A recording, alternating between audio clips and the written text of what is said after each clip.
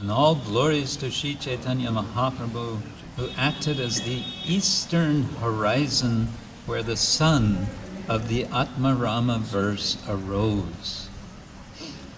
He manifested its rays in the form of different meanings and thus eradicated the darkness of the material world. May he protect the universe. It's a very rich poetic verse, and I would say that it echoes with, it resonates with a verse in the beginning of Chaitanya Charitamrita, Vande Shri Krishna Chaitanya Nityanando Sahodito Gododaye Pushpavanto Chitro Shando Tamo Nudau. He's offering obeisance to Chaitanya Mahaprabhu and Nityananda Prabhu, who he compares to the sun and the moon arising on the eastern horizon over Bengal.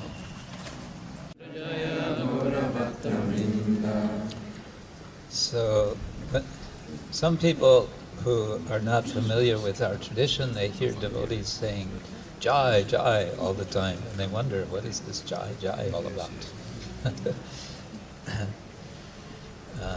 So this, in this way, Jai can mean two things. It can mean glory, and it can mean victory. When someone is victorious, then that person is glorious. So, same thing. And it works as a kind of benediction. Jai means all glories too. Let this person be glorified. Let this person be victorious. All glories to Lord Chaitanya. All glories to Lord Nityananda. All glories to Advaita Chandra, and all glories to all the devotees of Lord Chaitanya. This is an invocation that Krishnadas includes in, I believe, every chapter. Tobe Shonatan Prabhur Charane Dhoriya Punaropi Kohe Kichu Binoy Korea. Thereafter, Sanatana Goswami clasped the lotus feet of Sri Chaitanya Mahaprabhu and humbly submitted the following petition. So, the instructions of Chaitanya Mahaprabhu to Sanatana Goswami begin with chapter 20, I believe it is. It's quite extensive section going 20 through 24, 25, into 25. And in Srila Prabhupada's teachings of Lord Chaitanya, this constitutes the vast, the main part of his book. He's summarizing these instructions. So this is just continuing these discussions, Sanatana and Chaitanya Mahaprabhu, which are happening where? Allahabad, Prayag, yes, Prayag, Allahabad. In those days known as Prayag. Let's go there. Let's go. Let's drop everything and go to Prayag right now.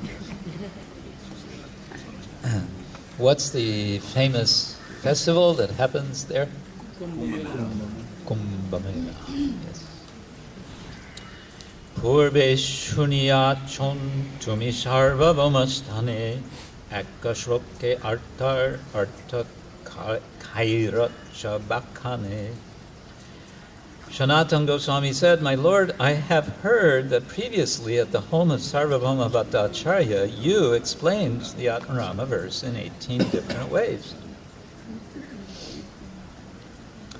So at the time of Chaitanya Mahaprabhu, there were also rumors. So there were rumors circulating that Lord Chaitanya had spoken on this Atmarama verse. So this is a very nice rumor. There are different kinds of rumors. Some rumors are very not nice, and they're simply disturbing. But here's a nice rumor. And then Sanatana Goswami quotes the verse, atmaramascha munayo nirgranta apyurukrame kurvantya haitukim bhaktim ittam bhutta guno hari. Again, the translation, those who are self-satisfied and unattracted by external material desires are also attracted to the loving service of Sri Krishna, whose qualities are transcendental and whose activities are wonderful.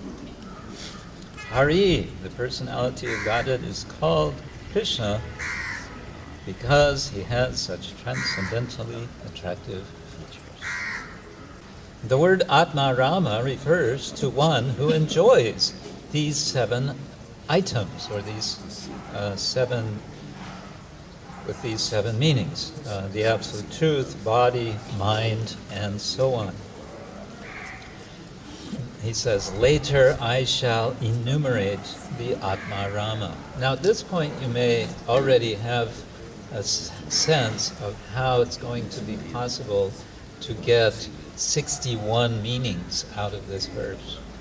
Because if you take any one word, and that one word has 7 meanings, and you multiply that by 11 words in the verse, and then you start mixing those words around in different ways, which is one thing you can do in Sanskrit. That's something else that makes it challenging to learn Sanskrit, is that the order of words in a Sanskrit word or sentence are not very important. It's different from English. In English, let's see, what's the famous example? You say, the man hit the dog, or the dog hit the man. In English, the form of each word is not going to change. But if you change the order of the words, the meaning is completely changed. But that's not true in Sanskrit. In Sanskrit, because it is what is called an inflected language. It is a highly inflected language. European languages, for the most part, are also highly inflected. Slavic languages are all highly inflected. So you know what I mean. It means each word will, by the prefix or suffix or both, you understand the grammatical position of that word. So Sanskrit is like that. Bengali is much, much simpler in that regard, but it's also somewhat inflected. So, so you may get some idea from this how he's going to derive so many meanings from this one verse.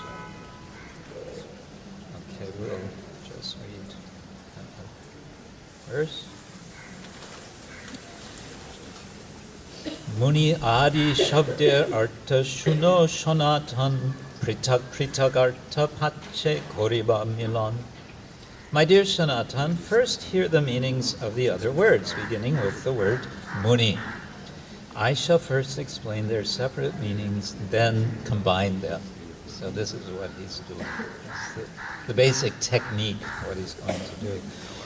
But what's going to happen is, in addition to doing this, he's going to elaborate.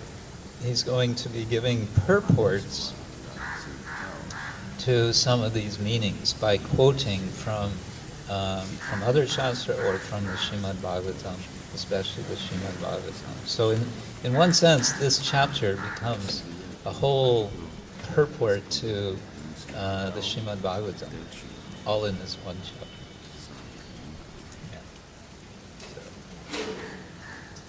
So now he's going to explain the word muni. Atmaramascha munayaho. Munayaho, munayaha is the plural of muni. So he's going to take the word muni and like that go from there.